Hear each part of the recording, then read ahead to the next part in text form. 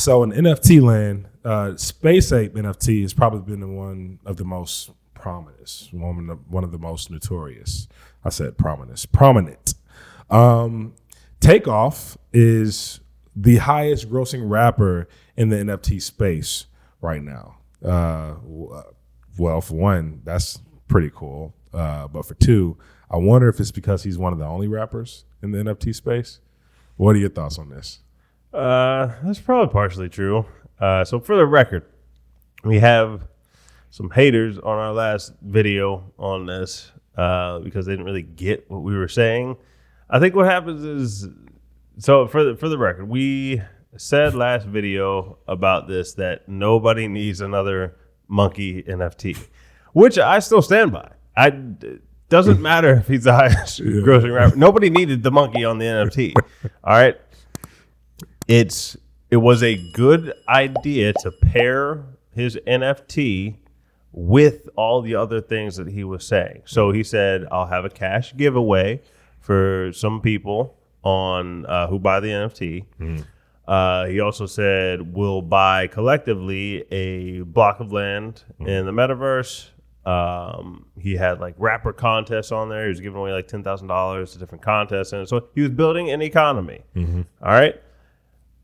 The thing that I hold to, that I believe he got in reverse, not hating on his project. I'm trying to make the project better. I'm trying to make the whole space better. Is that he came out with the token as a side compartment of his NFT project. I believe it should be the other way around because whenever you do the NFT first, you have this a floor price, it's called. Right. Meaning that if I don't have enough for this, then I'm not getting into the NFT. And usually the floor on this, I haven't seen it lately, but it can be like $1,000 sometimes. Right. I mean that if you don't have $1,000, you're not getting it. That can be okay sometimes, but given this is such a new technology, unless it is directly, like a lot of these NFTs are money grabs. I don't think his is, but unless it's just a money grab, you want more people to be able to get the currency or the asset that you're producing. Right. So NFTs, people have been talking about them like collectibles, but the way this one is structured, it's not really acting as all that much of a collectible. It's acting more like a share in a stock. Okay. So when you see other companies, if the price of their stock gets really, really high, they end up splitting the stock so that more people can, but it's more consumable that way. 100%. So for instance, Amazon stock is like $3,600 a share right now. Apple stock is like $170 a share right about now in this video. Right. However, even though Amazon's is higher, you can get exposure to Amazon through an exchange traded fund. Right. All right. So you don't have to like buy a whole, if I don't have $3,600, I can still get exposure to Amazon. Right. Why I said that the token should come first is because that is the way of getting exposure to the NFT for the average everyday person. And what happens when you're kind of just a frat boy who buys NFTs, you don't understand that. So if anybody says anything opposing the NFT, you take it as an assault on your genius. No, I'm trying to make the space better.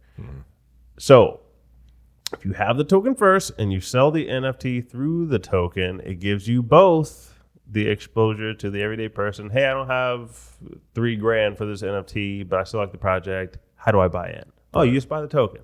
And then the people who do want to trade the NFT still have the NFT marketplace side of it so that they can still get larger gains if they want to. Like if they want to flip their NFT, you can still flip it. Right. And get those same exact gains and probably more gains because you have the token compartment where people are also trading on top of that. Not only that, people talk about the secondary sales of the NFT, meaning that if I come out with an NFT, I can say that I get 5% royalties of every time it's sold again. Right. So Gary Vee had, it was $90 million in sales of NFTs, but The bulk of that came from secondary market sales, meaning people selling it after he already sold it to them. He just gets royalties from those. Right. So when you have the token and the NFT, at least on Rally, whenever people sell a little bit of your currency, you still get whatever fee whenever they sell it. So you're getting all the fees from people buying and selling the token, and you get whatever royalty percentage you put for the NFT secondary sales. Right. So now it's a dual layer. So it's better for the artist or the creator of the NFT, and better for more fans. Yeah. That is why I'm suggesting it. 100%. It really shouldn't anger anybody. Like I'm not against the NFT. Right. All right. I think that he had a lot of good components of it. That was just the one main missing component to it, especially because he had to rebrand it. Like people see apes in space and they're like, oh, whatever. But if it's TakeOff, like he does have the token. So that's one thing we got incorrectly, but his token is not. It's not really listed anywhere right now. It's just being used as you can stake your NFT for TakeOff rewards. Right. But it's not listed anywhere right now. So you got to come up with that plan first. Like I'm sure they have a plan for that. But if that's just made clear first and opened up to markets first, way more benefit. Yeah, way more benefit. Yeah. That's why other cryptos want to be listed on exchanges so they can get more liquidity first. Obviously, they have a good concept and everything, but then they want to get listed on those exchanges. Right. So that's what we were saying about it. Congrats on the success. Definitely think it's good for the space that people are starting to buy more NFTs and get into that whole market. But that's one caveat I'd say, and that I'd like to see people do. I just don't think people really know all about it. Yeah, that's why they're not doing it as much. The NFTs are getting it might be in good part due to like NFTs got a lot of press, but also that singular, honestly, Instagram page is doing good numbers, bringing a lot of followers, pushing out a certain message. So the press is going to play a part in all this. Yeah, in terms of people adopting to it, and people like Crypto.com making smart moves, buying the naming rights to the Staples Center, now Crypto.com Arena. So we will see how it all plays out, but that's all we got for this one. Yep.